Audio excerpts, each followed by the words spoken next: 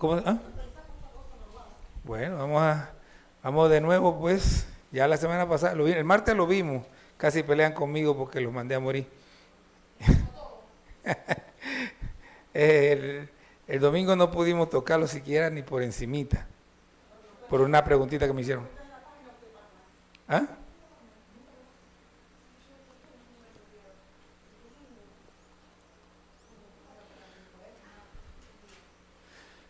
Ok, Juan 17. Vamos a hacer algo distinto. Bueno, ni tan distinto. Vamos a leer todo el capítulo. Y entonces, sí, entonces empezamos a conversar. Juan 17. Para que sea así como más entretenido, vamos a hacer lo que le gusta a mi esposa, vamos a leerlo de manera antifonal. Me gusta Vanessa y a la hermana Porfidia.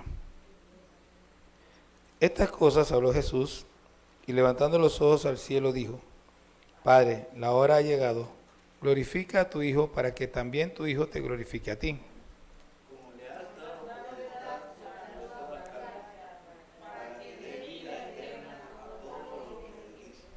Y esta es la vida eterna, que te conozcan a ti, el único Dios verdadero, y a Jesucristo, a quien has enviado.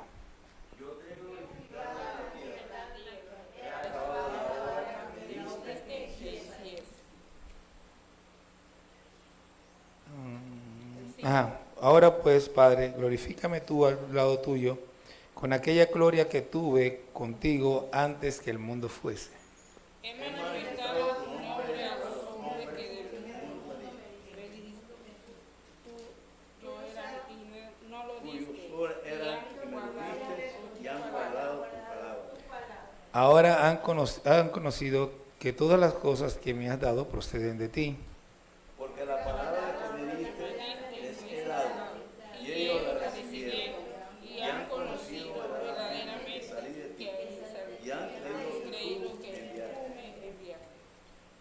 Yo ruego por ellos, no ruego por el mundo, sino por los que me diste, porque tuyos son. Y todo lo mío es tuyo, y lo tuyo mío, y he sido glorificado en ellos. Y ya no estoy en el mundo, mas estos están en el mundo, y yo voy a ti, Padre Santo.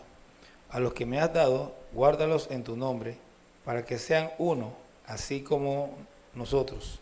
Cuando estaba con ellos en el mundo, yo lo guardaba en tu nombre.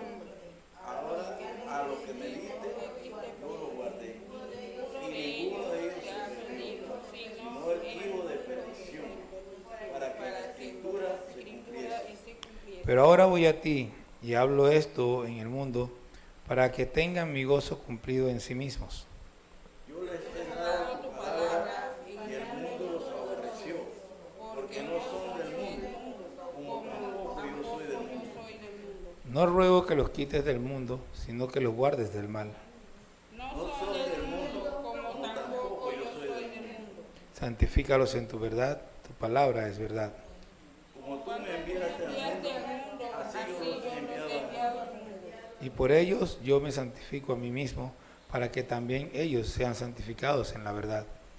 Mas no ruego solamente por esto, sino también por los que han de creer en mí por la palabra de ellos.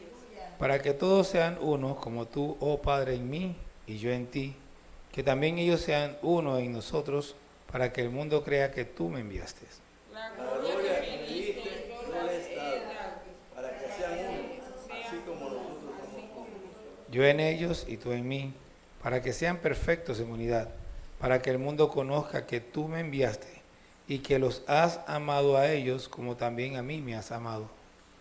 Padre, aquello que me has dado, quiero que donde yo estoy, también ellos estén conmigo, para que vean mi gloria que me has dado, porque me has amado desde antes de la fundación del mundo. Padre justo, el mundo no te ha conocido, pero yo te he conocido, y estos han conocido que tú me enviaste. Y les he dado a conocer tu nombre, y lo daré a conocer aún, para que el amor con que me has amado esté en ellos y yo en ellos. Gloria a Dios. Ok, pueden sentarse.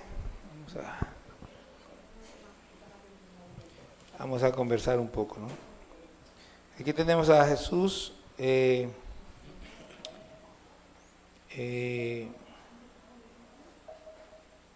orando por los discípulos, pero no solamente por los 12, sino por todos los que habían creído en Él y todos los que creerían en Él después, por lo que los discípulos de ellos enseñaban. Entonces, la semana pasada hablamos de esto. Pablo, el Señor Jesús arranca diciendo, Padre, la hora ha llegado, glorifica a tu Hijo, para que también tu Hijo te glorifique a ti. Y básicamente la forma en que se glorifican uno a otros es en el cumplimiento de la palabra.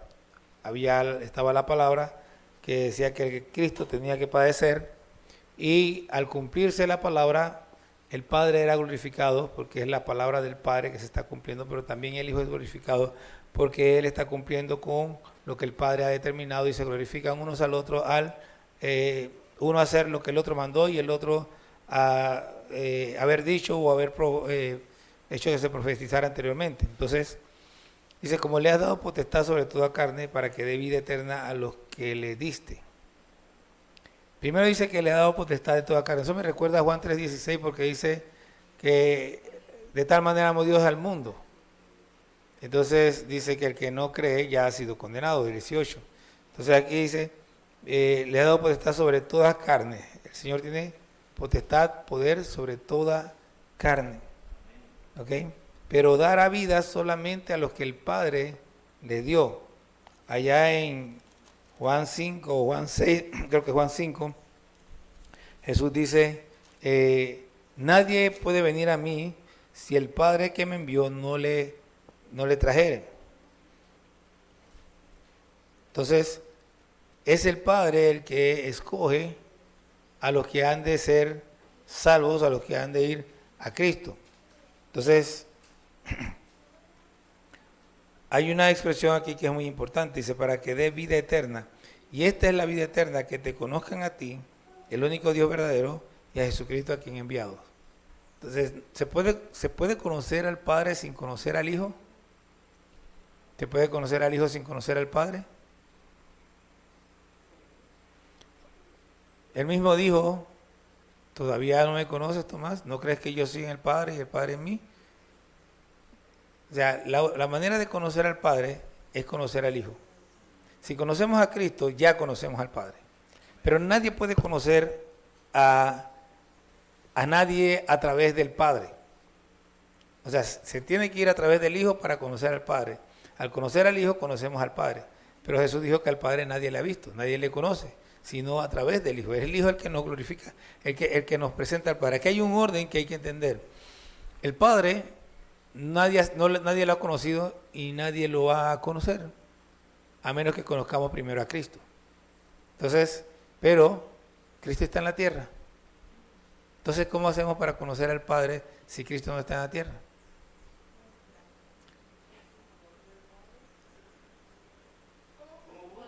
¿Cómo hacemos para conocer al Padre si Cristo no está en la tierra? ¿Ah? Es el Espíritu Santo que nos revela. Es el Espíritu Santo. Él nos dará a conocer toda la verdad.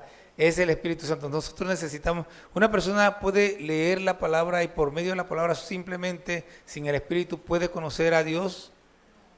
No se puede. Para poder conocer a Dios, sí, tenemos que leer la palabra. Pero es el Espíritu el que nos revela lo que dice la palabra, el que nos muestra lo que en la palabra dice acerca de Jesucristo. Alguien puede leer, por ejemplo, este capítulo, que por cierto es un capítulo sumamente claro. O sea, lo que dice ahí es como que para que todo el mundo lo entienda. Pero la mayoría de la gente lo lee y no lo entiende. ¿Por qué la mayoría de la gente lo lee y no lo entiende? Porque el Espíritu no están escuchando al Espíritu, o el Espíritu simplemente no les está hablando. Entonces, la vida eterna es que conozcamos al Padre. Y las personas que conocen al Padre es porque han sido salvos por el Hijo. Ninguna persona puede conocer al Padre si no ha sido salvo por el Hijo. Y además de eso, nadie puede, muchas personas inclusive, pueden inclusive conocer al Padre sin saber que lo conocen. Aquí es donde a la gente le gusta cuando el pastor empieza a hablar en jeringonza.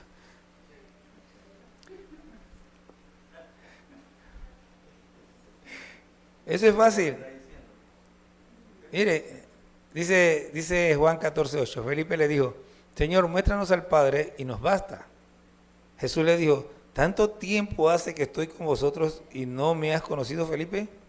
El que me ha visto a mí, ha visto al Padre. ¿Cómo pues dices tú, muéstranos al Padre? ¿No crees que yo soy en el Padre y el Padre en mí? Las palabras que yo os hablo, no las hablo por mi propia cuenta, sino que el Padre que mora en mí, Él hace las obras. Si estos hombres que estuvieron caminando con Jesús, fueron con Jesús de un lado para otro, no entendían esto, ahora cuán fácil puede ser para nosotros que no tenemos a Jesús aquí con nosotros. Entonces, cuando usted es cristiano, ¿ok? Y usted está teniendo experiencias con Dios, está conociendo a Dios, está viviendo para Dios, están ocurriendo situaciones en su vida a través de Dios, usted está conociendo por medio de todas esas situaciones, por medio de su entender de la palabra y de vivir esta palabra, está conociendo a Dios. Dios se le está revelando en las situaciones que usted está viviendo y se le está revelando en lo que usted aprende de la palabra. Pero nosotros pretendemos que vamos a verlo así cara a cara. No, a Dios se le conoce por su manifestación en nuestra vida, por cómo Él se muestra en lo que somos. De tal manera que, por ejemplo, las personas pueden tener una experiencia, esa es otra cosa, que la gente, mucha gente conoce a Dios por pedazos, porque necesitan vivir una experiencia para poder conocer a Dios. Yo conozco a Jehová Rafa porque me sanó y porque sanó a fulanito, ¿ok? Conocen a Jehová Sanador, pero no conocen al Dios Proveedor porque dependen de su salario. Y nunca han tenido una situación donde han estado en una situación crítica y han tenido que depender 100% de que Dios haga algo para que pueda suplir. Ahora, ¿es necesario que eso pase para que yo entienda que Dios es proveedor? No, no lo es. Pero el ser humano se limita a sí mismo. Dios nos muestra en su palabra quién es Él, cómo es Él. De tal manera que yo, aunque por ejemplo, cuando yo tenía mi salario, que en cierto momento fue muy alto, después no fue tan alto y todas esas cosas, en todo momento yo sabía quién era el que me proveía, de tal manera que cuando alguien tenía una necesidad, yo no solamente podía extender mi mano para ayudarle, sino podía decirle confía que Dios Dios va a resolver, confía en Dios, Dios va a proveer. Y tenía la certeza de eso. ¿Por qué? Porque yo he aprendido a conocer a Dios por su palabra, por lo que ella dice, y como yo la creo plenamente, yo conozco a Dios porque yo creo en lo que la palabra dice y punto. Y cuando llega una situación difícil, yo no me desvinculo de la palabra, yo me quedo conectado en la palabra. Hay mucha gente que conocen a un Dios de promesa, pero no conocen a un Dios que exige, un Dios de exigencia. Nada más conocen al Dios que les da y les da y les da y les da, pero no conocen al Dios que les pide. Y ese es un Dios falso. Nada se mueve en este mundo sin Dios. Nada se mueve en este mundo sin Dios. Ok, diga. O sea, usted dice que solamente conocen al Dios que les da y no conocen al Dios que exige. ¿Cómo puede, voy a decir lo que pienso, cómo puede Dios darle si ellos no saben lo que Dios les pide? ¿Me explico?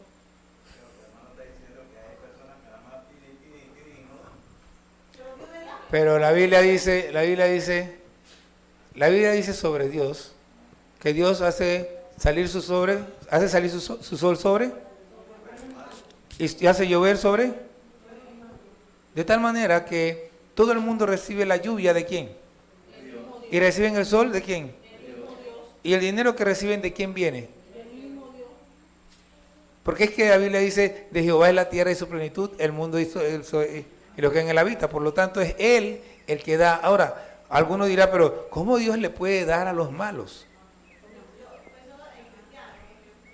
No, pero mire, hay una situación interesante en esto y que usted tiene que comprender. Dios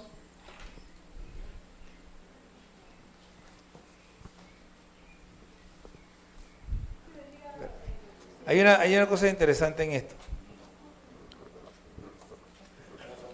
Buenas tardes.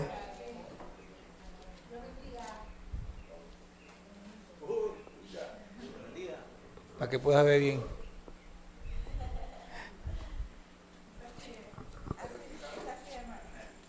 Entonces, ahí estaba, ahí te lo había dejado. Sí, lo que pasa es que el 17 está en la otra página al final. Y el lado del 18 para que ya estemos en el otro camino. Entonces, aquí ¿en qué versículo íbamos? Bueno, el asunto es el siguiente.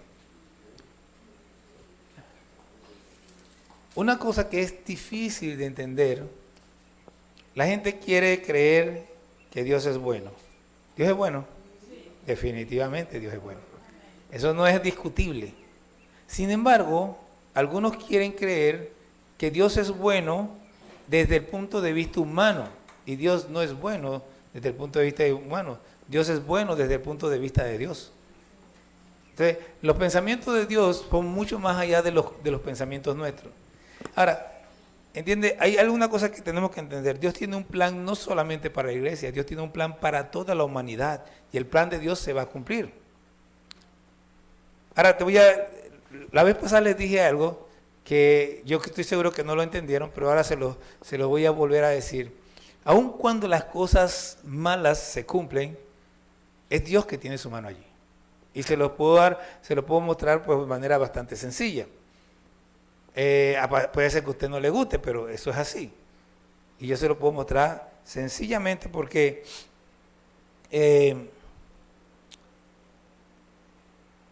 versículo 12. Sí, versículo 12, lea. Está ahí, dice, cuando estaba con ellos en el mundo, yo los guardaba en tu nombre.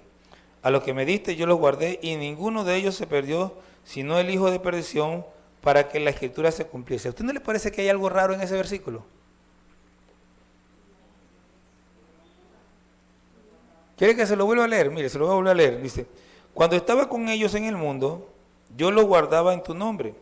A los que me diste, yo los guardé.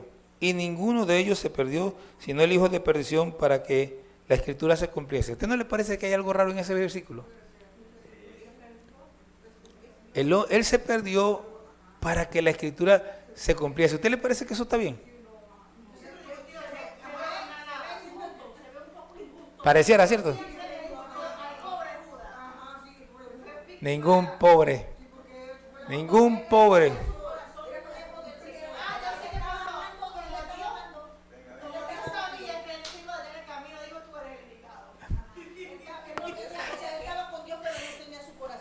Como Dios sabía que él ya tenía su corazón dañado de fábrica, pues Dios lo escogió.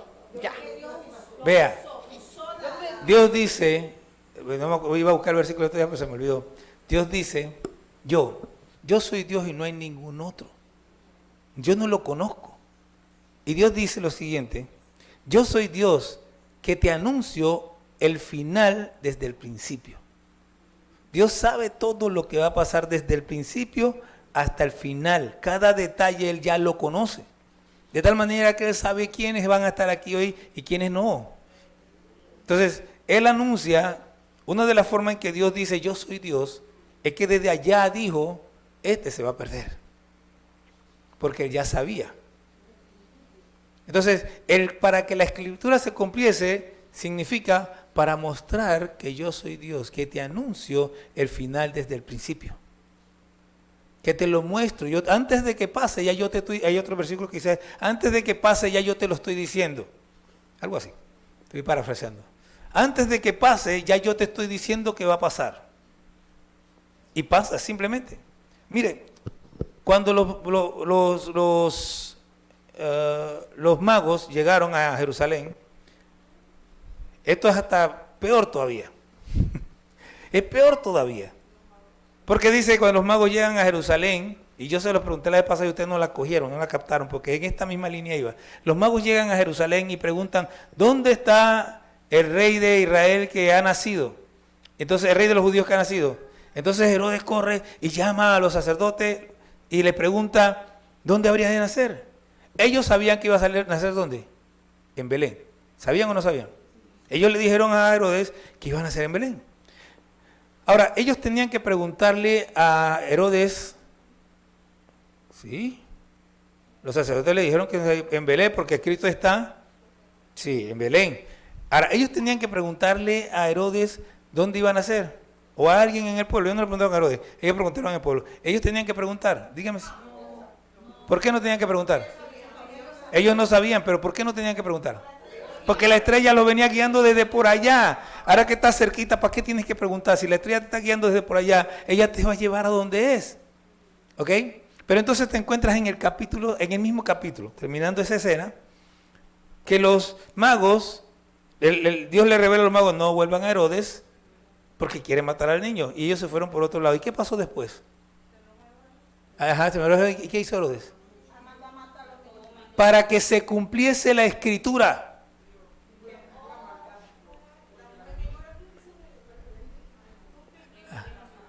Raquel que llora a sus hijos.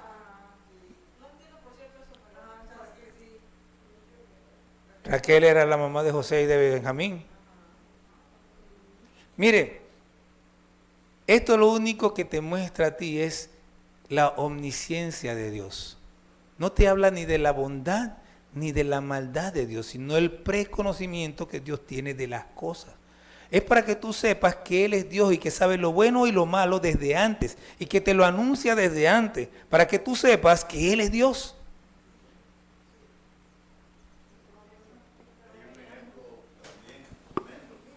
¿Cuál ejemplo, hermano? Adán y Eva. Cuéntenos. No digo, no sabía Dios. Sí. Bueno, entonces, alguien puede preguntar entonces ¿para qué? ¿Verdad? Ajá.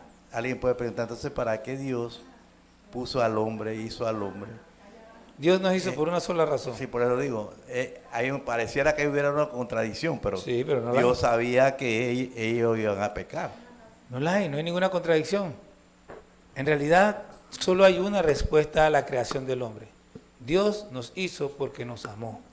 Punto. No hay otra cosa. Sí, yo le preguntaba, bueno, mi abuela no está viva, no está viva allá, pero mi papá era un tipo terrible de niño, terrible. O sea, las historias de mi papá ni Daniel el Travieso. Pero si usted le preguntara a mi abuela, ya gracias, ya no está con nosotros por la misericordia de Dios, pero si usted le preguntara a mi abuela si ella escogería traer a mi papá al mundo a pesar de que supiera lo terrible que iba a ser, yo le aseguro que mi abuela hubiera dicho sí, yo lo quiero. Igual yo lo quiero, no importa. Dios, y el amor de Dios es mucho más grande que el de una madre. La gente dice que el amor más grande, no, el amor más grande no es el de la madre. El amor más grande es el de Dios. Y hay mamás que son terribles. Hay un montón. Lo que pasa es que esas cosas se quieren tapar. Bueno, no importa, no hablemos de la madre, estamos hablando del Señor. Olvídense de ese asunto. Ni sigamos hablando de ese tema porque después me cierran el canal. Bueno, el asunto es que yo estaba en el 4, creo. He manifestado tu nombre a los hombres que del mundo me diste. Tuyos eran y me los diste y han guardado, versículo 6, tu palabra. Ahora han conocido que todas las cosas que me has dado proceden de ti. Porque las palabras que me diste les he dado y ellos las recibieron y han conocido verdaderamente que salí de ti y han creído que tú me enviaste. ¿Y en qué consiste el cristianismo? El cristianismo consiste prácticamente en tres cosas básicas. Primero, Jesucristo vino del Padre. Jesucristo es Dios, Él vino del Padre.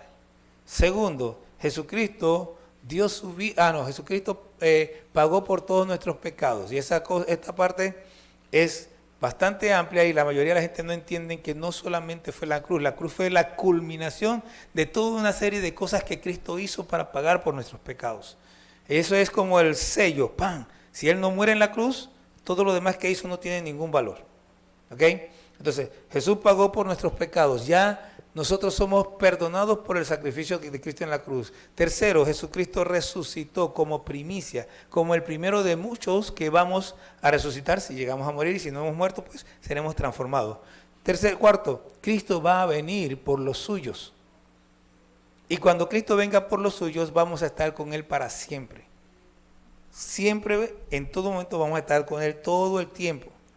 Entonces, Él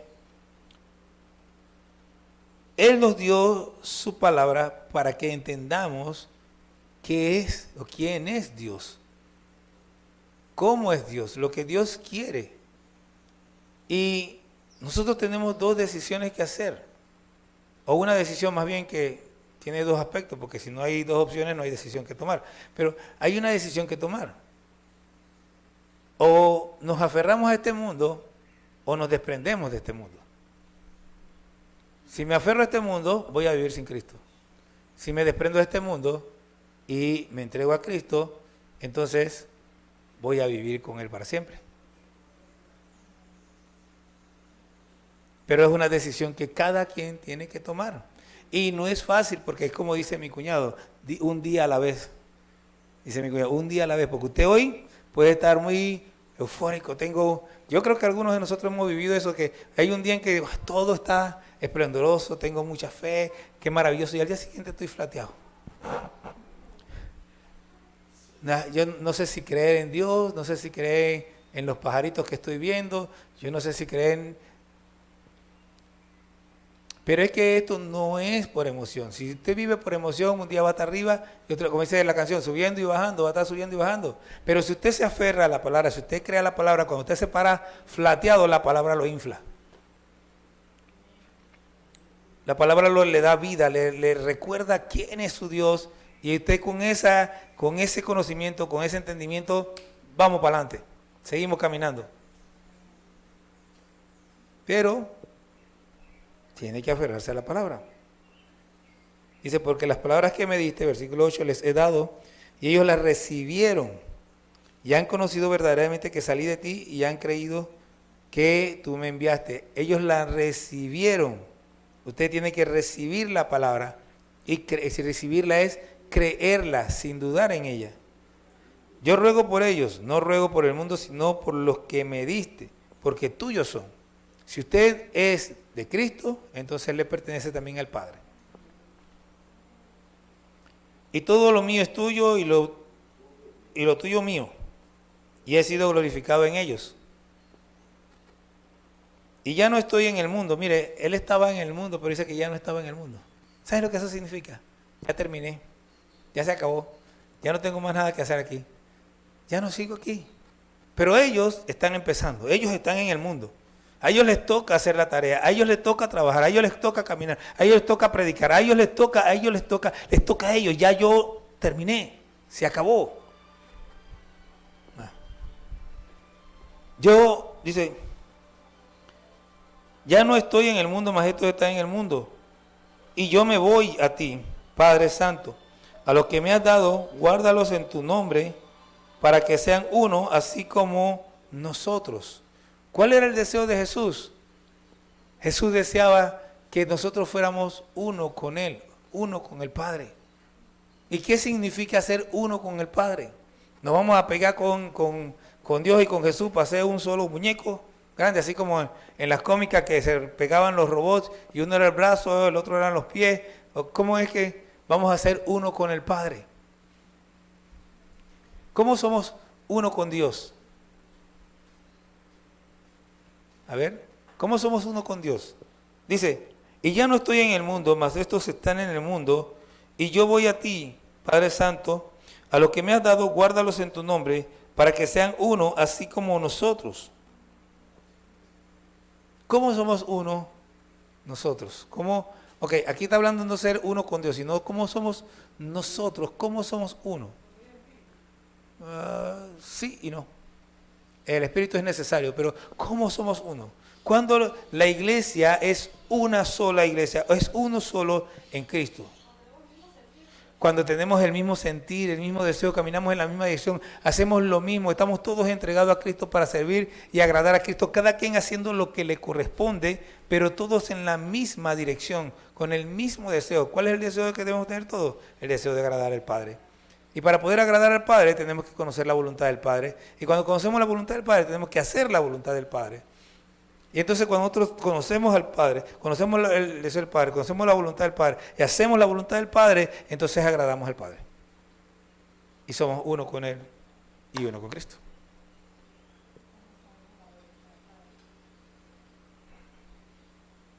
No me haga esa pregunta difícil. Por medio de su palabra. No es por medio de su palabra. Empieza con la palabra, ¿ok? Pero el conocer la voluntad del Padre no es solamente por medio de la palabra. A ver, el que conoce la voluntad del Padre hace la voluntad del Padre, ¿ok? Hay gente que dice yo sé, pero no conocen la voluntad. El que conoce la voluntad del Padre hace la voluntad del Padre, ¿ok? Ahora, ¿cómo yo sé la voluntad del Padre? Yo nunca sé nada si yo no lo pongo en práctica. O sea, el conocimiento en la mente no es conocimiento real, es conocimiento abstracto. Lo tengo allí, pero no lo he experimentado. El conocimiento real está en la acción, cuando yo practico lo que creo saber. De tal manera que, por ejemplo, yo aprendí a poner, voy a hablar de un desastre que me ocurrió en la casa antes. Aprendí a poner abanicos en el techo. Me dijeron, el abanico se pone así. Pero de repente pongo el abanico y el abanico se cae. Hice todo lo que yo hice. ¿Cuántos de ustedes han dicho que yo hice todo lo que me dijeron y no me salió igual? Porque no hacemos todo lo que nos dicen. Porque en algo nos equivocamos. Porque todavía no sé hacer lo que tengo que hacer hasta que yo practico. Entonces ya entiendo lo que hay que hacer y hago lo que ya practiqué y lo que yo conozco. Entonces lo conozco. Entonces nosotros no conocemos realmente a Dios, no conocemos su voluntad hasta que no la ponemos en práctica, hasta que no las empezamos a vivir. Hay mucha gente por ahí que conoce Biblia, que me la puede... Ahí hay un video, ya vi que hay por lo menos 2 videos de un hombre que anda en las calles de Colombia y que el hombre empieza a recitar versículos y a decir que la voluntad del Padre es esto y es papá. El tipo parece que conoce mucha Biblia, pero ¿qué hace de regado en la calle? Porque es que no conoce la voluntad del Padre. Es porque no está viviendo en la voluntad del Padre. No se trata de conocer la Biblia y tenerla en la cabeza como si yo fuera una biblioteca andante. Se trata de vivirla, de aplicarla. Y el que sabe hacer algo y no lo hace, entonces no sabe las cosas como debiera saberlas. No es hasta que lo aplicamos. Ok, Pablo dijo, díganle a los hermanos que a través de muchas tribulaciones tienen que entrar al reino. ¿Cómo nosotros sabemos qué significa eso? Nada, tienes que salir, ir a predicar el Evangelio. Tienes que empezar a sufrir por Cristo para entender lo que Pablo está diciendo. Cuando Pablo estaba de rodillas allá en la casa ahí donde estaba arrodillado, que llegó Ananías, el Señor le dijo a Ananías, yo le mostraré cuánto tiene que sufrir él por mi nombre. Pero Pablo se le había dicho que tenía que sufrir por el nombre de Dios, pero él no sabía lo que eso significaba hasta que lo apedrearon. Él no sabía lo que eso significaba hasta que lo metieron preso. Él no sabía lo que eso significaba hasta que lo fustigaron.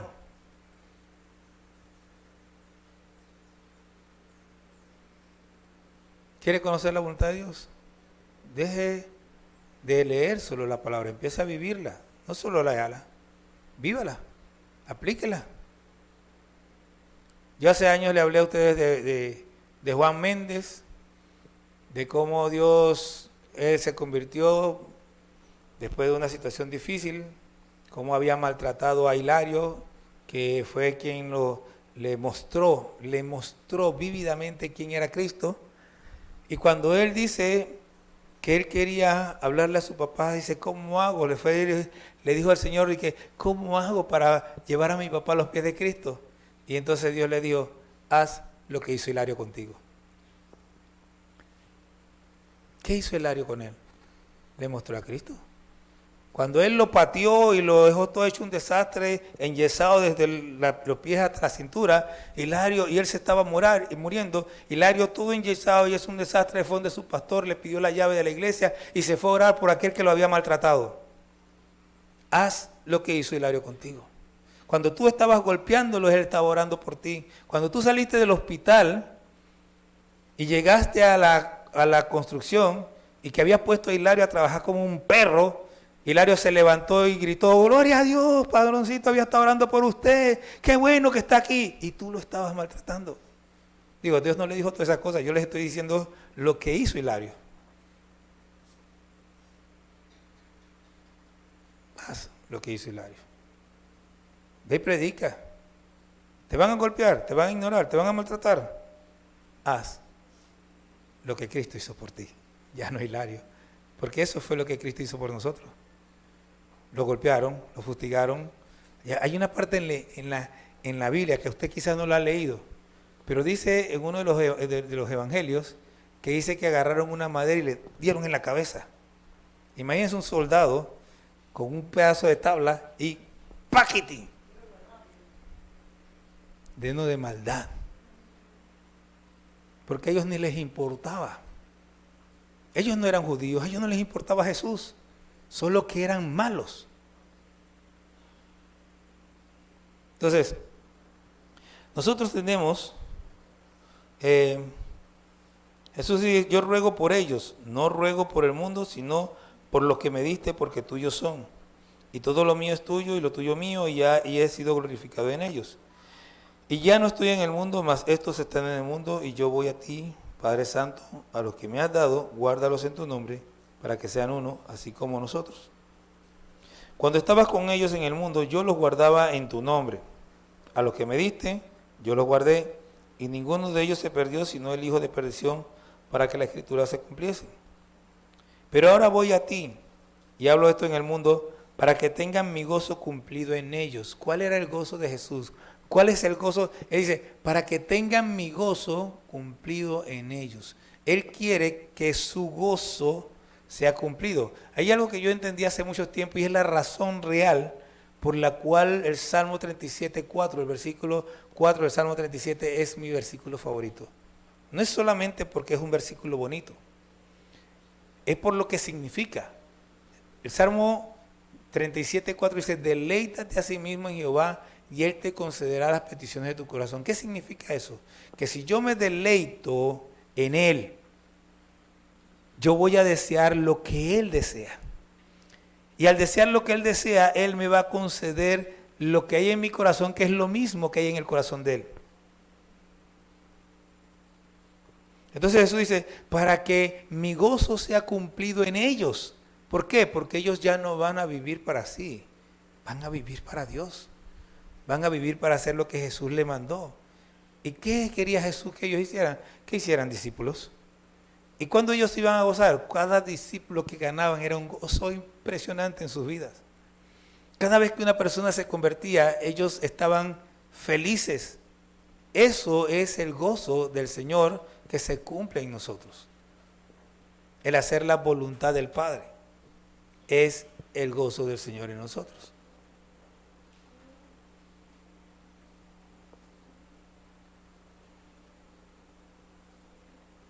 Yo les he dado tu palabra y el mundo los aborreció porque no son del mundo como tampoco yo soy del mundo. Yo quiero que ustedes preste atención. Voy a leer nuevamente el versículo 14.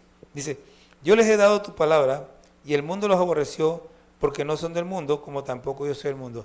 ¿Cuándo el mundo aborreció a los discípulos? ¿Ellos habían sido aborrecidos ahí? Cuando Juan estaba orando, los discípulos ya habían sido aborrecidos. ¿Habían dicho algo de ellos? ¿Los habían correteado o algo?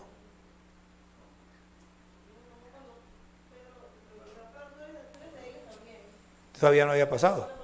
Eso no había pasado todavía. Sí, eso fue. Ellos no habían sufrido. ¿Qué está diciendo el Señor Jesús? Está diciendo de antemano lo que va a pasar en el futuro. Si usted es de Cristo, el mundo lo va a aborrecer. el mundo va a reírse de usted, se va a burlar de usted, va a decir cosas de usted, va a tratar de menospreciarlo, va a hacer porque usted es de Cristo. ¿Valdrá la pena eso? Claro que lo vale. No ruego que los quites del mundo, sino que los guardes del mal. No son del mundo como tampoco yo soy del mundo. Mire, hay religiones, por ejemplo, en los menonitas están los que llaman, bueno, son religiones que se apartan, que viven aislados para mantenerse puros. ¿Ok? Pero eso es antibíblico. Amish. Eso es antibíblico. Aquí dice, no te pido que lo saquen del mundo. Nosotros tenemos que estar entre la gente. Tenemos que vivir con la gente, hablarle a la gente. Tenemos que mostrar que somos normales, pero también que somos anormales. Somos normales, pero somos anormales.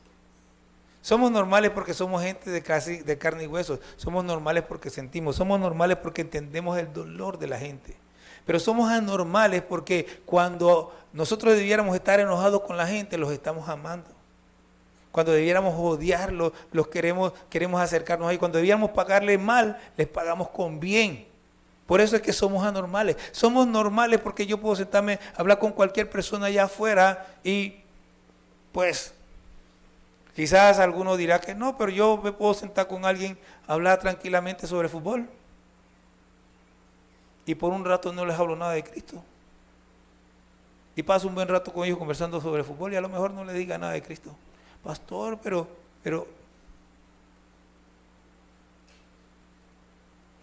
y a lo mejor al día siguiente me siento y hablo con él de béisbol.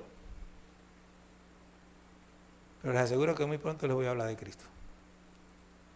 Porque no es porque yo me haya olvidado de Cristo. Es que, mire, hay cosas que uno no entiende. Generalmente no va a pasar que yo tenga una conversación con alguien sin que le hable de Cristo. Eso es muy difícil. Eso es muy difícil. Pero observemos a Cristo. Lo invitaron a la casa de Simón. Y Jesucristo estaba ahí, tranquilo, disfrutando de la cena.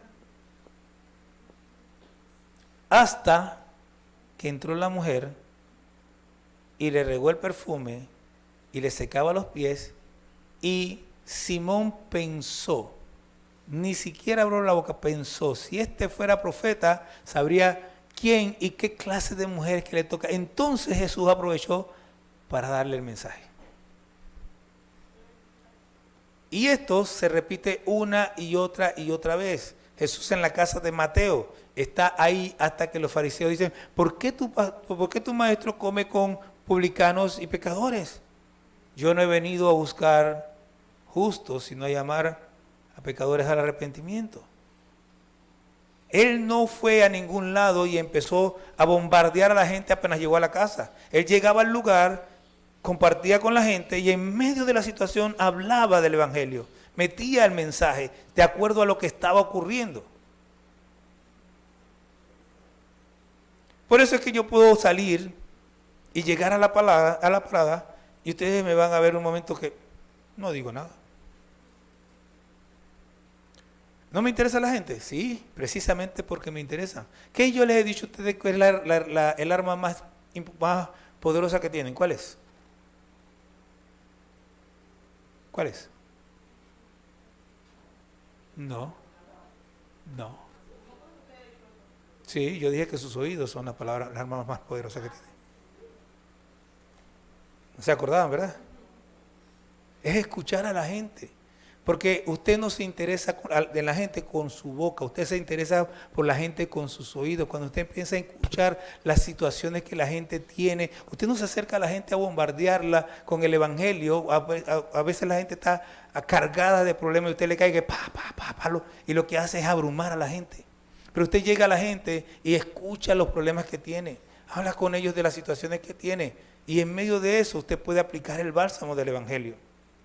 porque en realidad tenemos la respuesta, pero no la aplicamos como debemos hacer. La persona tiene el dolor en el codo y usted se lo pone en la nuca. Y así no alivia nada. Pero si usted ama a la persona, se acerca a la persona, si usted se acerca no con religión, sino con amor a la persona, usted ya no va apurado a bombardear a la gente, sino va apurado a escuchar a la gente, a ver qué es lo que le afecta, cuál es su problema, qué es lo que puede hacer por ella, cómo le puede ayudar. A veces ni siquiera tiene que hablar el evangelio, porque a veces usted llega y se da cuenta que la persona tiene un problema que usted puede solucionar con acciones. Y eso habla todavía más fuerte en ciertas, no todo el tiempo, en ciertas ocasiones, a veces eso habla más fuerte.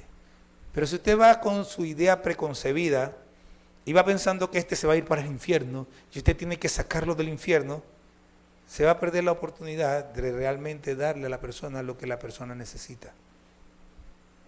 Jesucristo llegaba a la gente para conocer su necesidad, que por cierto ya conocía, y le daba a cada quien lo que la persona necesitaba.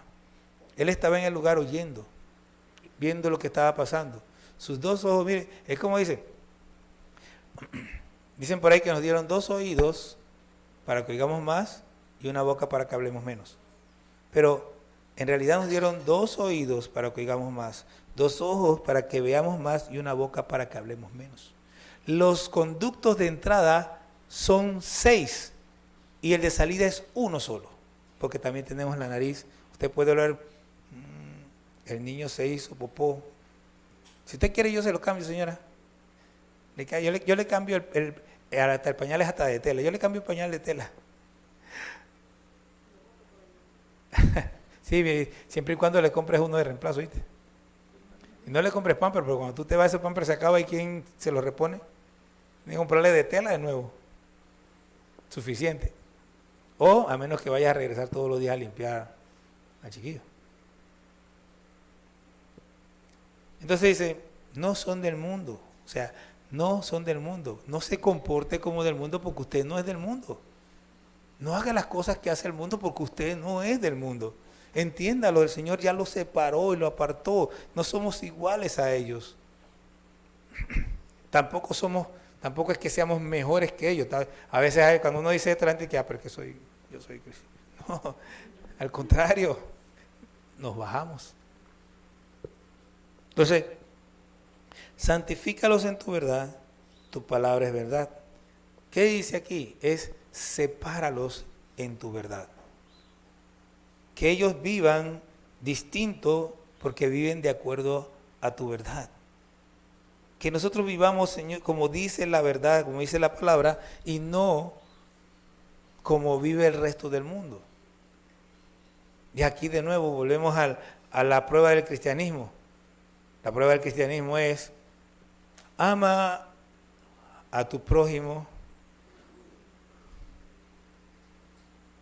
bendice al que te maldice, haz bien a los que te aborrecen, ora por los que te ultrajan y te persiguen. ¿Se acuerdan de ese? ¿Se lo aprendieron de verdad o solo están recordando porque yo lo dije? No, eso está eso yo lo puse en uno de los estudios para que aprendieran. Tenían que aprenderse ese versículo. Entonces, como tú me enviaste al mundo, así yo los he enviado al mundo, y por ellos yo me santifico a mí mismo, para que también ellos sean santificados en la verdad. Mire, dice, como tú me enviaste al mundo. ¿Quién envió al mundo a quién? Así Él envió a quién. Jesús nos envió a nosotros al mundo. ¿A qué lo envió? ¿A que se quedaran en su casa fregando, barriendo y trapeando y cuidando a sus hijos? ¿A quién nos mandó a nosotros? Nos mandó a hacer la voluntad del Padre. Nosotros somos enviados a ser discípulos. Aquí dice que los que son del Padre, que fueron llevados a Jesús, Él los envía al mundo como Él fue enviado al mundo. Somos enviados al mundo a predicar el Evangelio. Mas no ruego solamente por esto, y aquí viene la rareza, porque ahí hasta ahí Pedro, Juan, Jacobo y todo lo demás decía, esto era conmigo. Pero ahora dice, voy a hablar con Tobita, con Alejandra, con Toña, con Celi, con Porfidia, con Marielena, con Uva, con Elena, con Anesh, con Evan, con Dionisio, dice. Mas no ruego solamente por esto, sino también por los que han de creer en mí, por la palabra de ellos. Después que dice que lo envió al mundo, dice que también nosotros estamos en la misma colada. Nosotros hemos creído por lo que los discípulos predicaron en su momento. Y de hecho aquí tenemos su palabra escrita. Para que todos sean uno, aquí viene la parte sólida.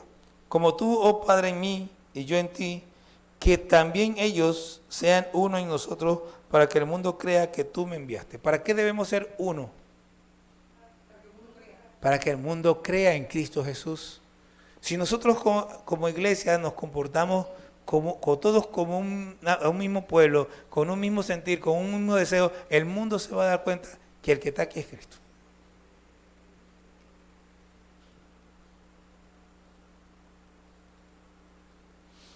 La gloria que me diste yo les he dado para que sean uno, así como nosotros somos uno. O sea, la gloria que me diste, la gloria se puede traducir de muchas maneras. La gloria puede ser una luz intensa, pero no está hablando de eso. La gloria aquí está hablando de el poder para hacer la voluntad de Dios, lo cual se convierte en un reconocimiento o conocimiento. La gente que nos ve allá afuera, por ejemplo, yo me acuerdo cuando yo recién llegué aquí, creo que teníamos un año o menos de un año. Allá afuera, entrando a la recta, hay una tubería bajo la carretera, por el río Secretay, que el agua pasó de un lado a otro. Y eso lo reventaron para arreglarlo, y yo me acuerdo que yo tuve que parar el carro una vez del otro lado y pasar caminando hasta acá. Cuando iba de regreso, eso fue varios días, cuando iba de regreso, alguien que estaba ahí, estaban hablando o sea, los que estaban trabajando hablando de la comida. Digamos, el pastor que nos pague la comida, y como yo sabe que yo soy el pastor. Yo tenía poquísimo tiempo de estar aquí, pero ya mucha gente aquí sabía quién era yo, aunque yo no sabía quién eran ellos. Ahora, la gente sabe quiénes somos nosotros. Usted no ha llegado aquí bien cuando ya la gente sabe que usted está aquí. ¿Verdad? Y ya están buscando la manera de sacarlos de aquí.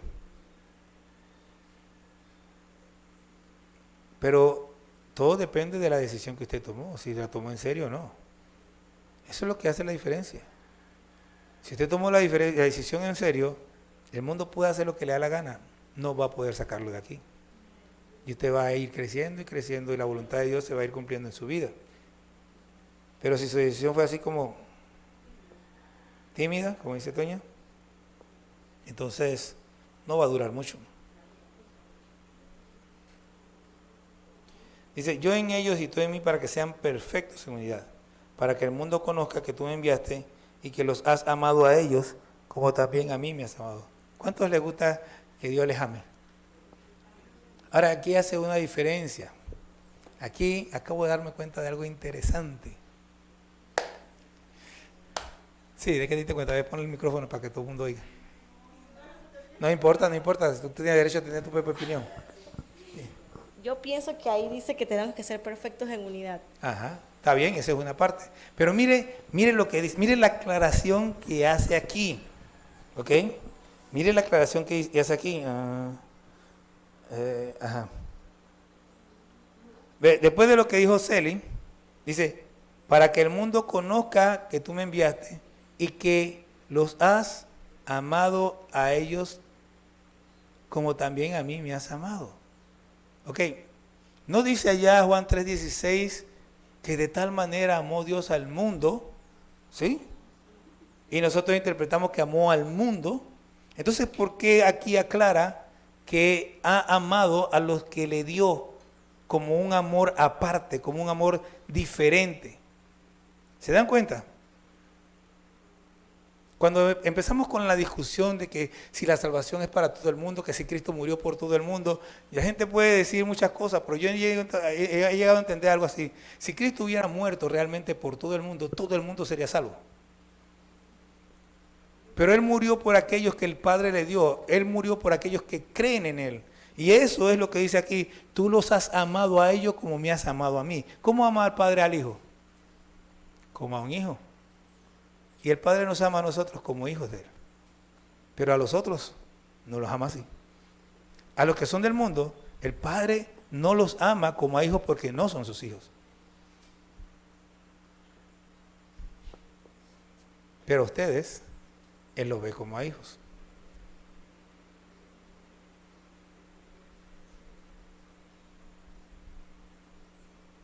Pueden decirme que no están de acuerdo, no hay problema. Pero cada vez que me digan que no están de acuerdo tienen que argumentar. Si se arrepienten. Cuando se arrepientan ya son otros 500 pesos, pero mientras no se han arrepentido, no son. Pero es que aquí hace la aclaración. Si Él nos amara a todos igual, como dicen por allí, entonces ¿por qué todos estarían en este paquete? ¿No es cierto? ¿Sí o no? Pero Él está hablando de un grupo especial, a los que dice, tú los amaste a ellos como me amaste a mí. Él los ama a ustedes como ama a Jesucristo. Es algo distinto que el amor genérico del que hablan. No tendría que hacer esta aclaración aquí si fuera como la gente piensa. Pero aquí hay una aclaración.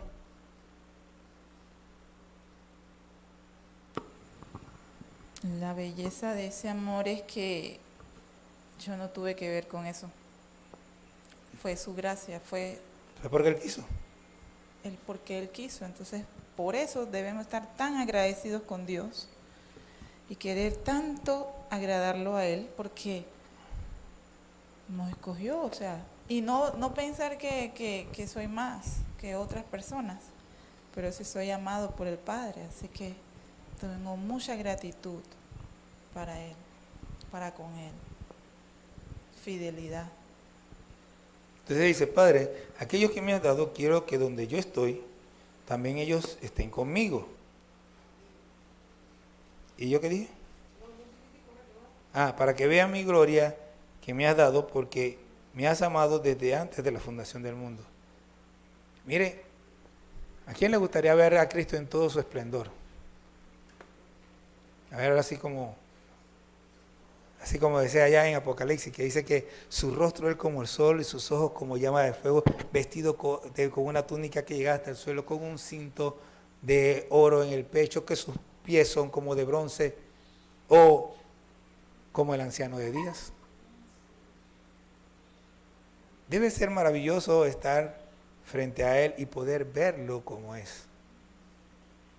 Pero no todos van a tener ese privilegio. Solo los que realmente son llamados, los que realmente son escogidos. Padre justo, el mundo no te ha conocido, pero yo te he conocido, y estos han conocido que tú me enviaste. Mire, dice Jesús, que cuando nosotros seamos perfectos en unidad, ¿qué es lo que va a conocer el mundo? Por ahí atrás lo dijo 2 veces.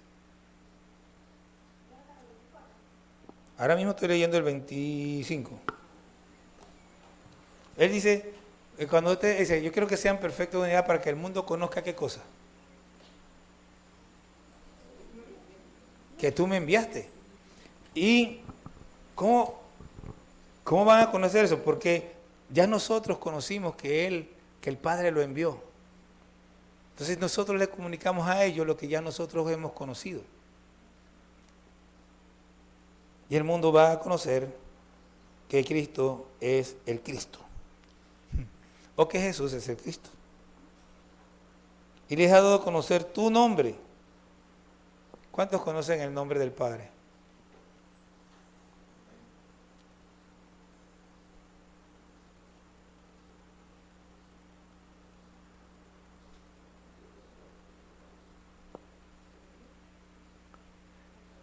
¿Qué nombre les dio a conocer Jesús a los discípulos? Eso ya estaba ahí. ¿Qué cambio introdujo Jesús en cuanto al trato con Dios que no existía antes?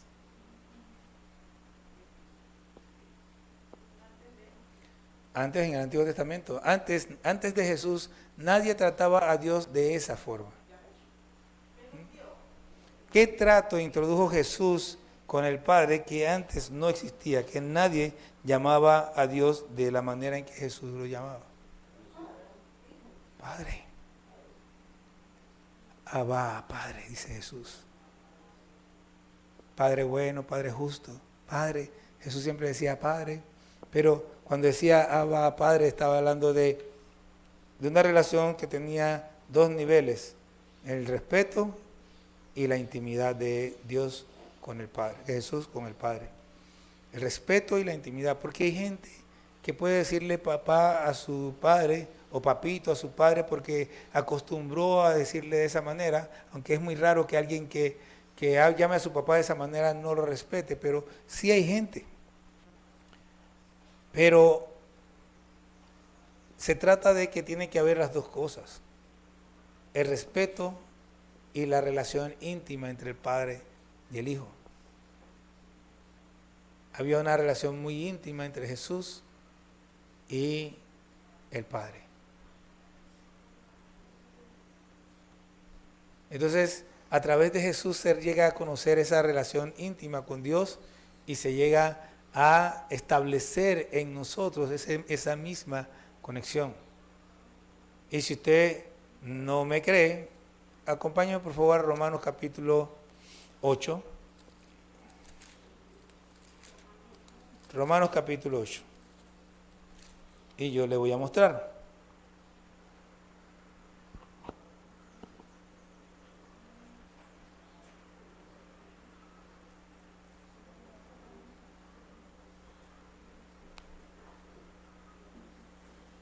¿Ya lo tienen? 8. Ahora que todos lo tienen, yo les digo qué versículo es, para que lo leamos todos juntos.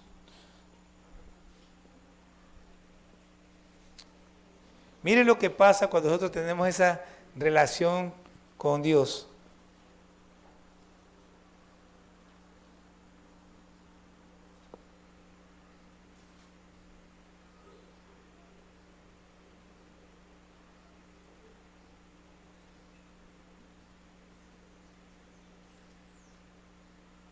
Ok, versículo 14, síganme.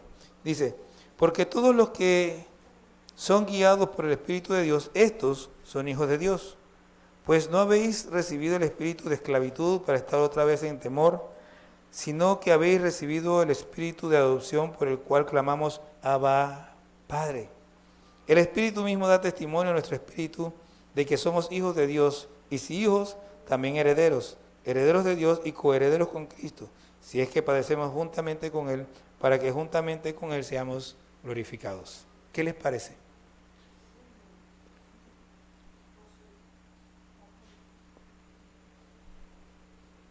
¿Qué les parece? Dice que por el Espíritu de Dios nosotros clamamos Abba, Padre. Que era lo mismo que decía Jesús. Era la misma forma en que Jesús se refería al Padre. Y ese mismo Espíritu nos habla a nosotros, a nuestro espíritu, diciéndonos que nosotros somos hijos de Dios. Y como somos hijos de Dios, somos herederos y coherederos con Cristo Jesús. Qué maravilloso, ¿eh? Así que usted tiene el privilegio de ser hijo de Dios. Ahora yo quiero hacerles notar algo. Hablamos de las dificultades y todo ese poco de cosas, ¿verdad? Bien. Imagínense que usted es hijo de un millonario, ¿ok? Y de repente usted sale a la calle y unas personas normales se empiezan a burlar de usted, ¿ok? Y empiezan a decirle un montón de cosas,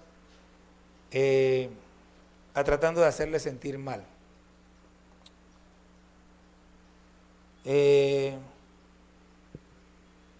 ¿Cómo reaccionaría usted?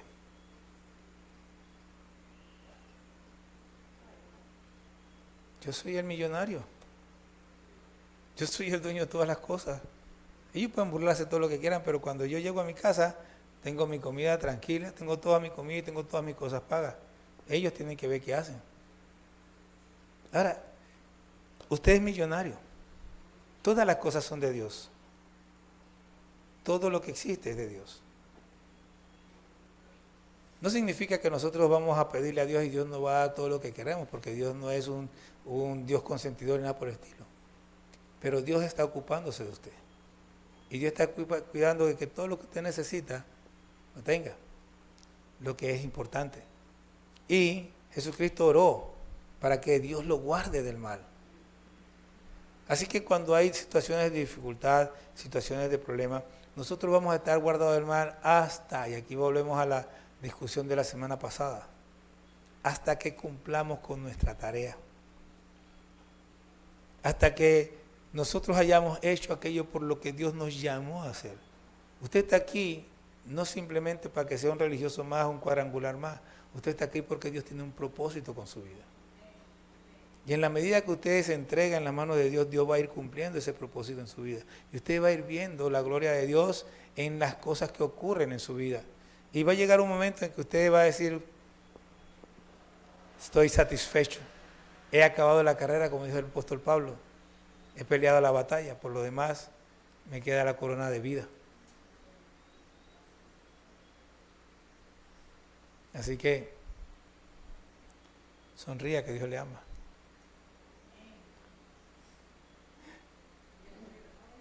¿Ah? Ah, sí, en la buena y en la mala. Dios le ama. En la buena y en la mala. Vamos a...